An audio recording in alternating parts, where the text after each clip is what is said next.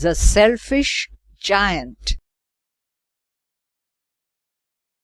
Every afternoon, while returning from school, the children used to go and play in the giant's garden.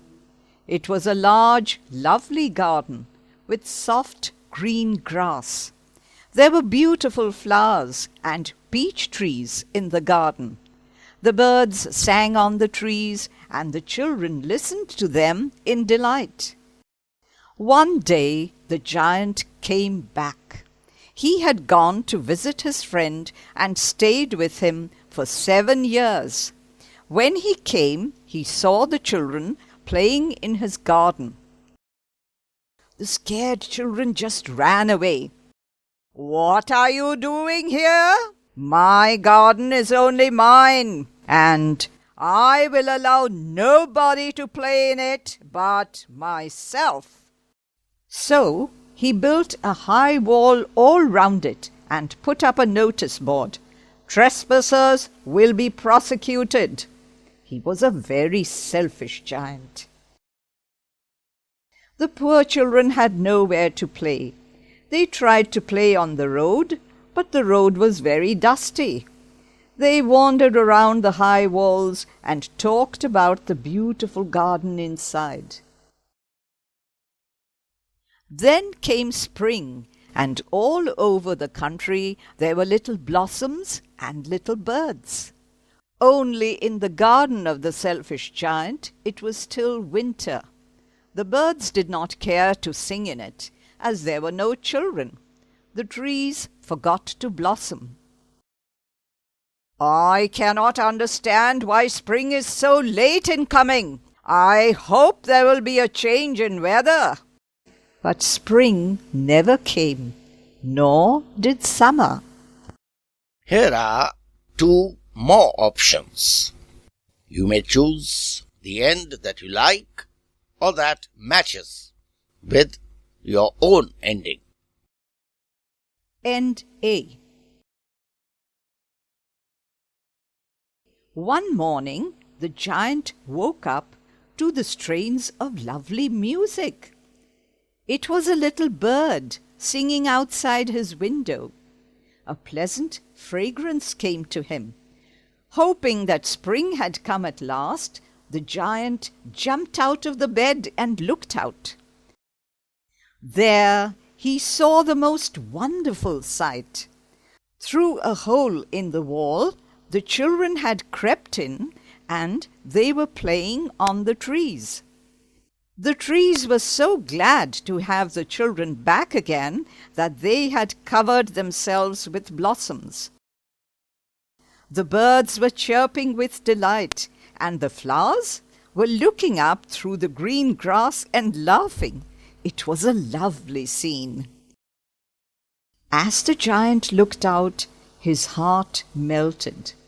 "How selfish I have been! Now I know why spring did not come here. I will knock down the wall, and my garden shall be the children's playground forever and ever." He was really sorry for what he had done.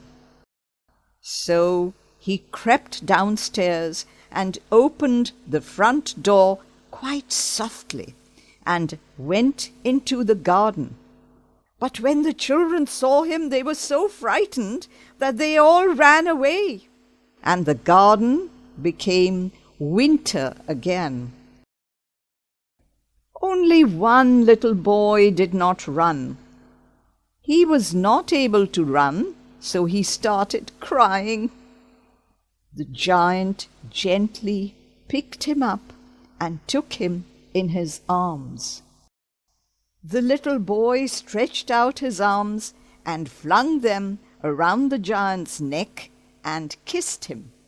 When the other children saw that the giant was not wicked any longer, they came back running, and with them came spring.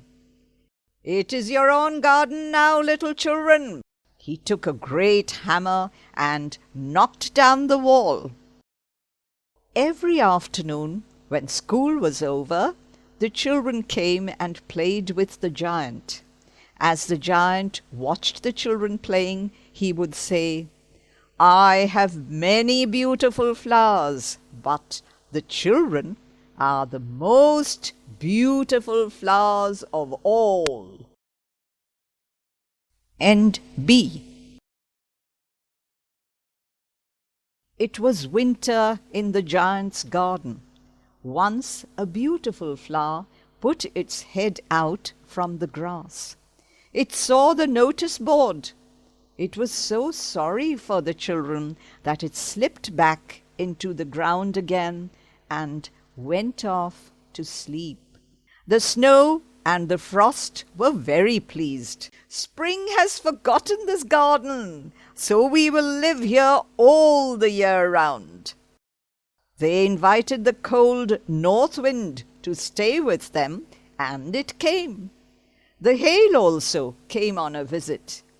Every day for 3 hours he rattled on the roof of the castle till he broke most of the slates.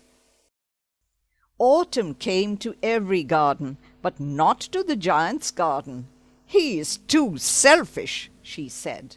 So it was always winter there, and the north wind, the hail, the frost, and the snow danced about through the trees. Years went by, and the giant grew very old and frail, but the winter season continued.